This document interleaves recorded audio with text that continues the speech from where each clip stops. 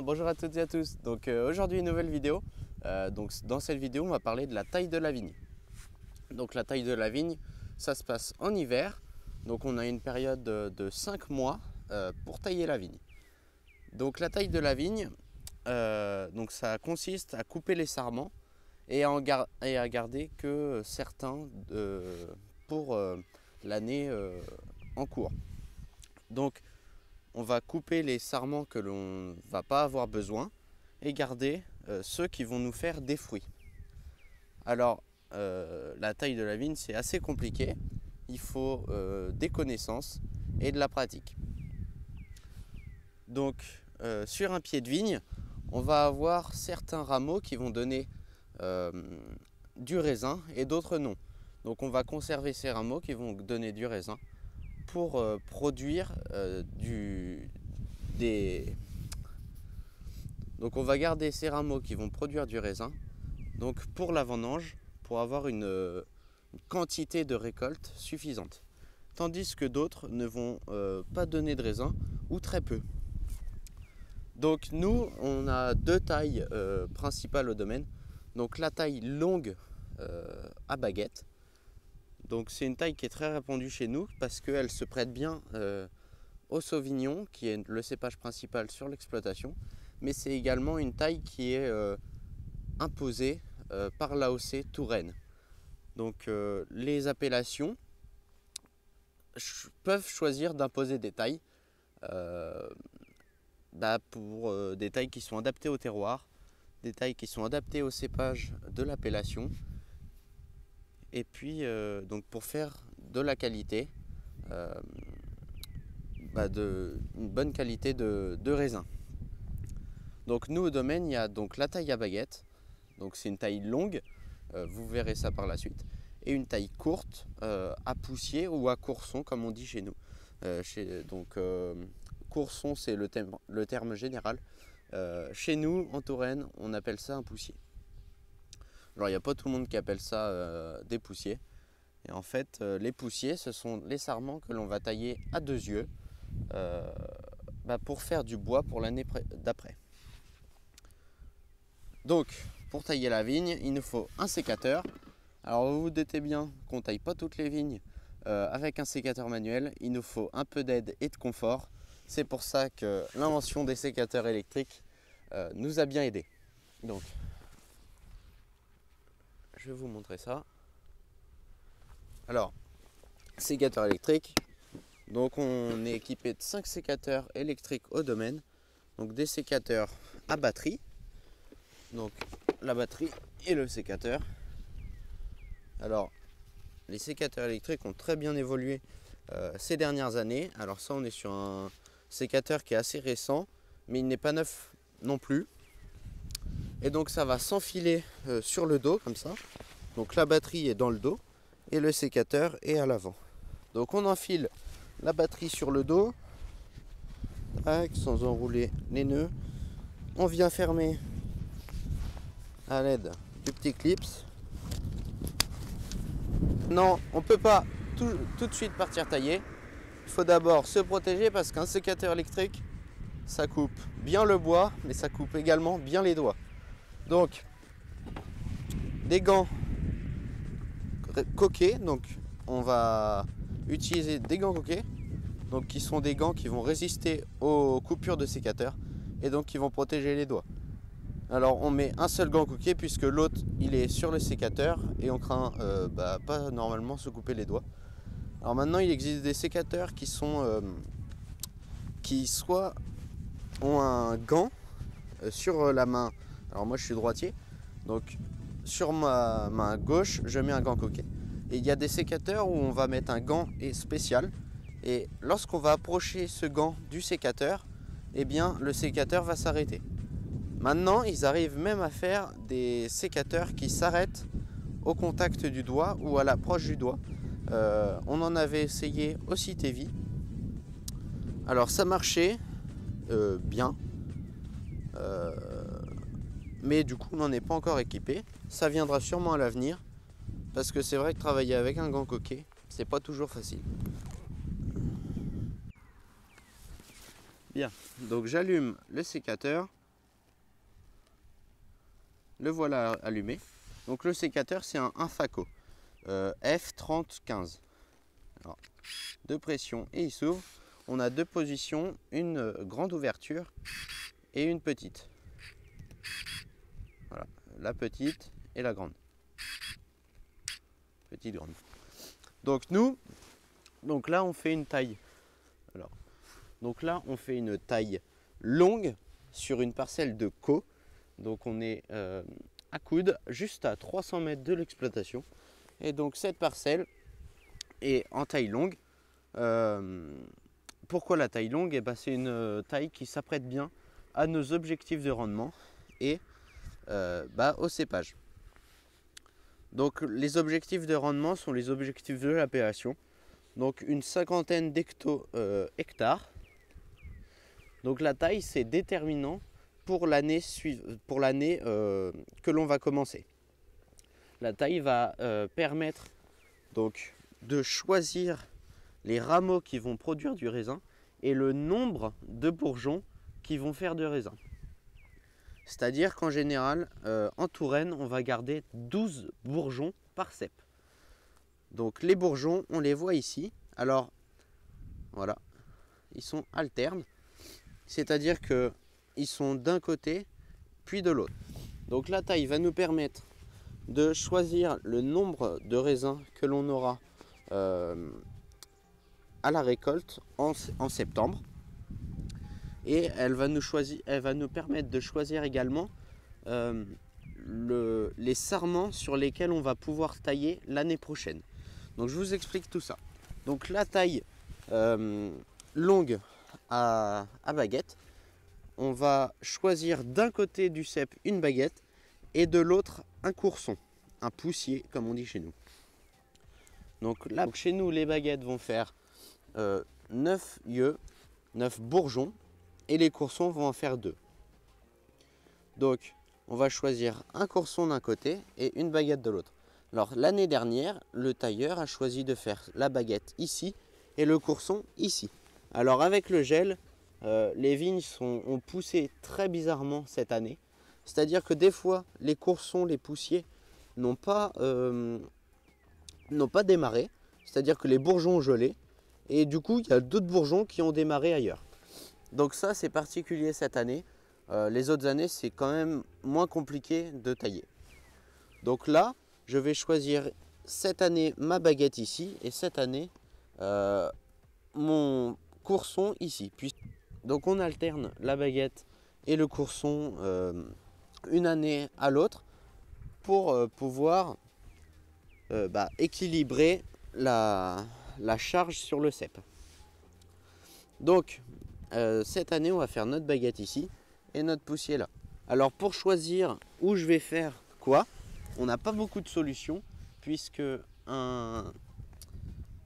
les bois qui donnent des raisins sont des bois qui sont faits sur un bois de l'année d'avant. Je m'explique.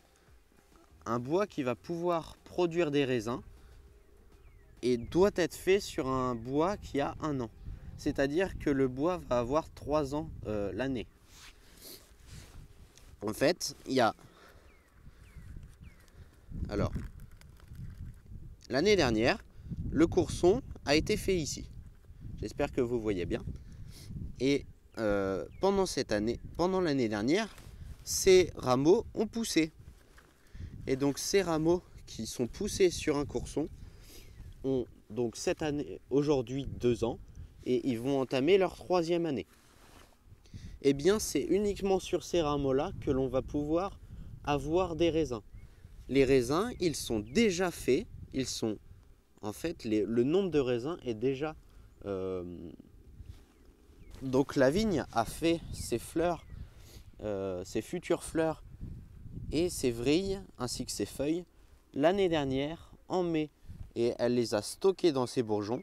Et cette année, lorsque ces bourgeons vont se développer, eh bien les feuilles, les vrilles et les grappes vont donc pousser. Alors là, on va donc choisir notre baguette. Alors on n'a pas beaucoup de choix puisque le courson donc d'il y a 2 ans, il a donné que 2 rameaux.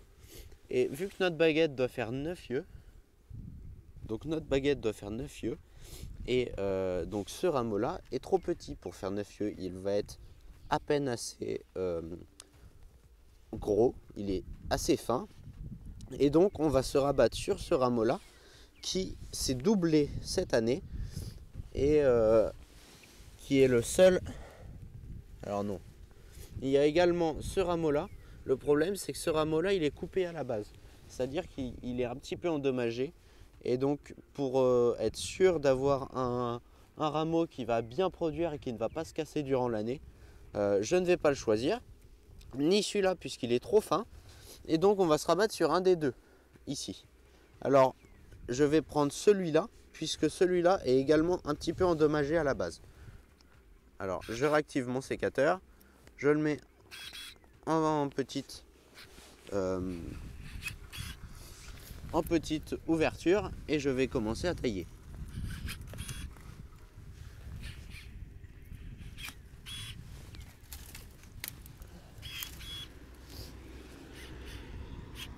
Alors la taille c'est assez précis, il faut être assez précis. Et là je coupe donc ici et je vais garder donc ce rameau là. Je éborgne l'œil ici.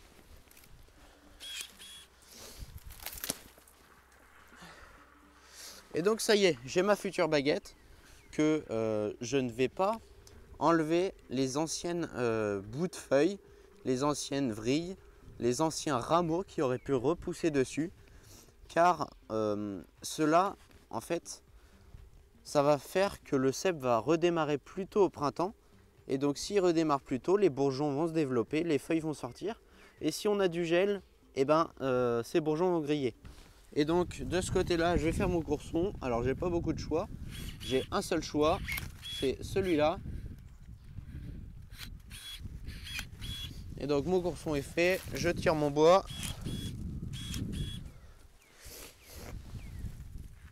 Je tire ma baguette. Donc voilà, ce cep est taillé. Donc on a bien notre courson à 2 yeux de ce côté et notre baguette qui n'est pas encore curée et donc que l'on viendra nettoyer, curer par la suite, un peu plus tard dans la saison, puis couper au bon nombre d'yeux que l'on veut.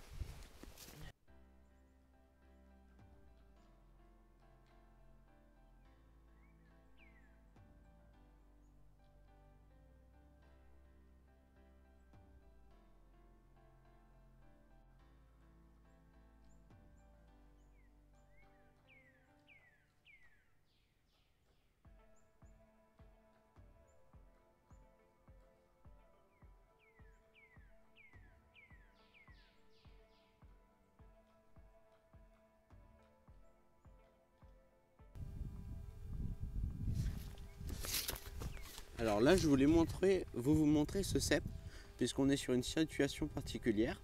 Alors il faut savoir que la taille, c'est fait pour donc limiter le rendement de la vigne, pouvoir palisser la vigne, c'est-à-dire pouvoir mettre des fils releveurs qui vont nous permettre de faire des rangs et pouvoir passer avec les machines sur les côtés. Là, ça permet également une aération du feuillage et une couverture du feuillage maximum sur un rang. C'est-à-dire que l'aération du feuillage va permettre à l'air de circuler entre les feuilles et de limiter l'humidité à l'intérieur de cet amas de feuilles pour limiter donc les maladies. Et ce qu'on appelle un rideau de feuilles, c'est que lorsque les bourgeons vont pousser, ils vont donc faire d'autres rameaux qui vont eux-mêmes faire des feuilles. Et donc lorsque les feuilles vont bien être étalées sur toute la surface du rang, eh bien, ça va permettre une photosynthèse meilleure. Et donc là, on est sur une situation qui est souvent rencontrée par les tailleurs. Et donc en fait, le cep s'est allongé au fur et à mesure des années. Et donc là, on peut voir qu'on avait une baguette qui partait très loin. Donc pour avoir quand même du rendement, j'ai refait une baguette, mais je pense au tailleur de l'année suivante qui va pouvoir lui tailler sa baguette l'année prochaine sur ce courson que j'ai laissé pour pouvoir couper ici et rétrécir un petit peu la taille du cep. Alors ça, c'est pas faisable partout, mais dès qu'on peut le faire, on le fait, puisque ça permet que lorsqu'on va plier les baguettes sur le fil à baguette, ça on verra ça dans une autre fois, on va pas aller chevaucher avec la baguette du cep d'à côté.